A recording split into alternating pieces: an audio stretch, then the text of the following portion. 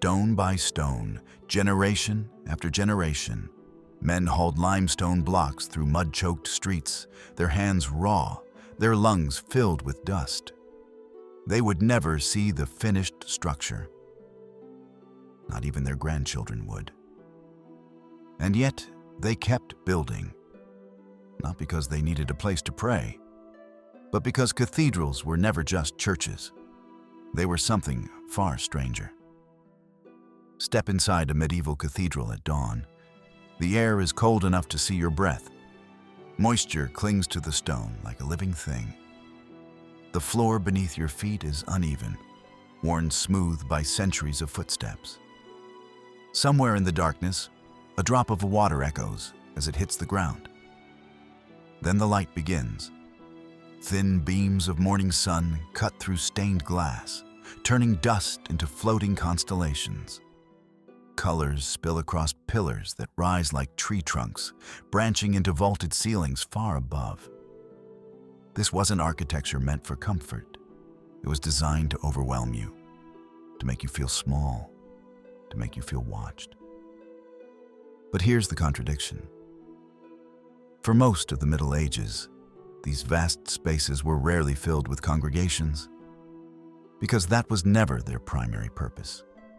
In medieval Europe, power didn't just sit on a throne. It radiated outward from institutions, and few institutions were more powerful than the church hierarchy, particularly the bishop. A cathedral wasn't just a place of worship. It was the seat of a bishop's authority.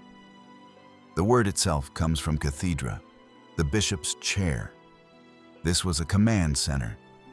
From here, decisions were made about land, law, taxation, and morality. Documents were stored, disputes were settled, messages were sent across regions. The building was less like a parish church and more like a medieval headquarters. But that still doesn't explain the scale, because you don't build a structure taller than anything else in the city, just to house administration. So what were they really building? Walk through medieval Europe, and you'd notice something unusual. Cities were competing, not with armies, but with architecture. Each cathedral was a statement. We are powerful. We are wealthy. We are favored by God. And the competition was relentless. Towns poured resources into construction that would last centuries. Stone was quarried miles away. Timber beams, massive ancient oaks, were dragged across frozen rivers in winter to prevent rot. The cost was staggering.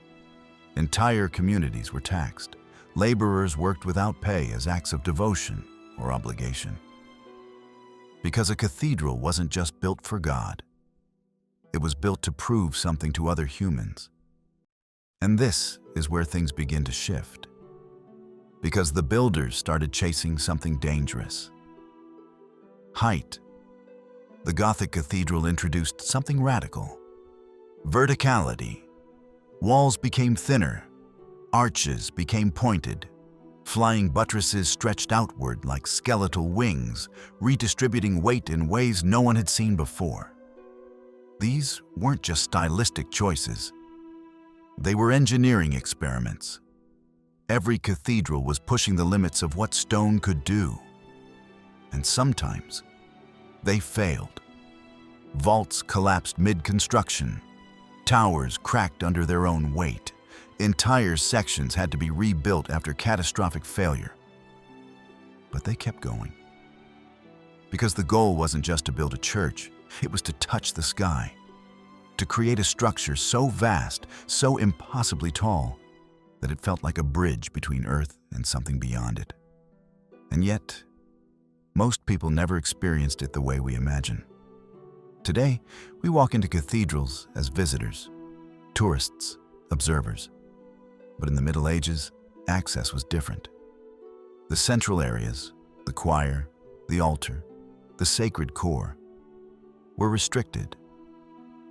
Ordinary people stayed on the edges, often separated by screens or barriers.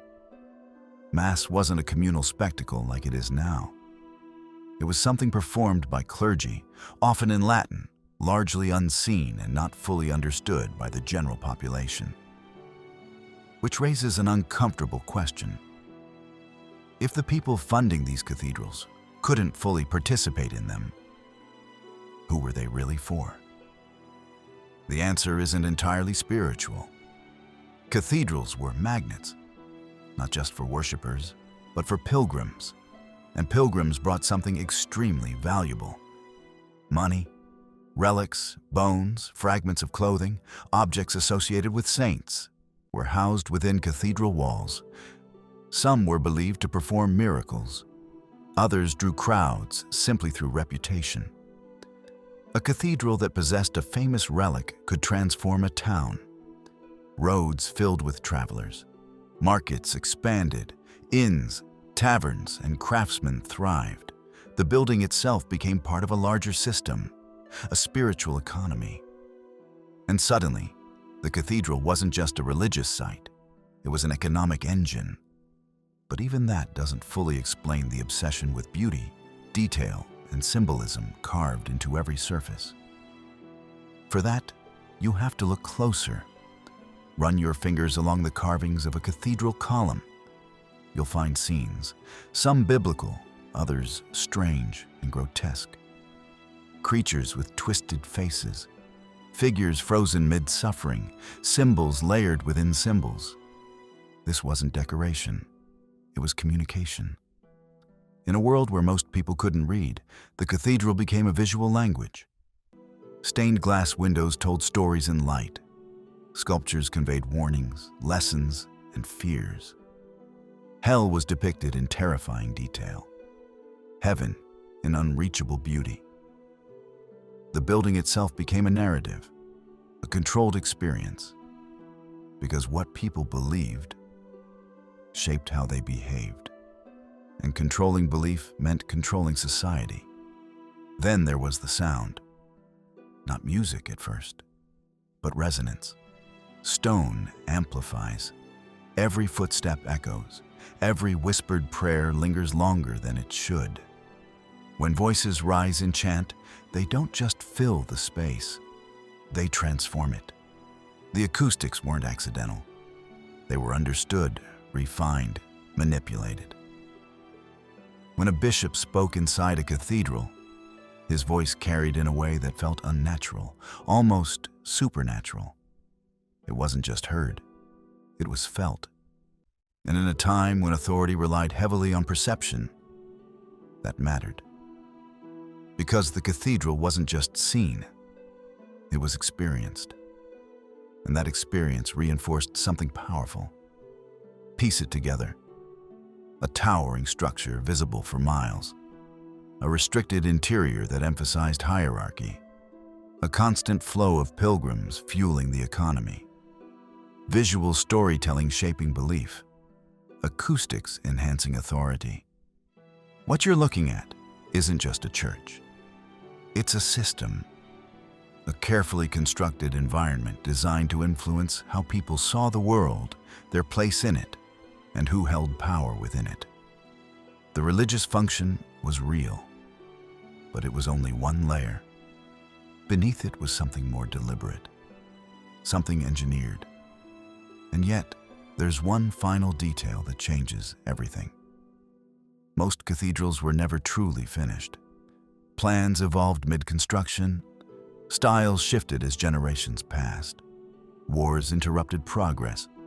Funding collapsed and returned.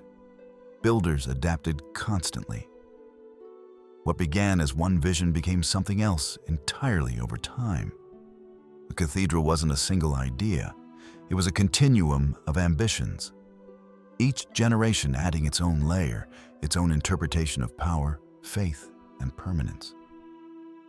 Which means what we see today isn't what they originally intended. It's something far more complex. Stand outside a cathedral now. Listen, the crowds are different. The rituals have changed. The authority once centered here has fractured, dispersed, evolved.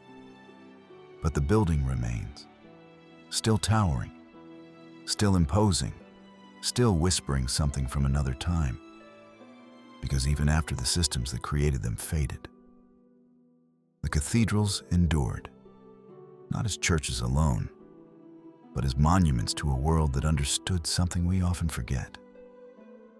That architecture isn't just about shelter, it's about influence, about shaping perception, about embedding power into stone so deeply that even centuries later, you can still feel it. And maybe that's the real reason they were built, not just to reach God, but to make sure everyone else believed they already had.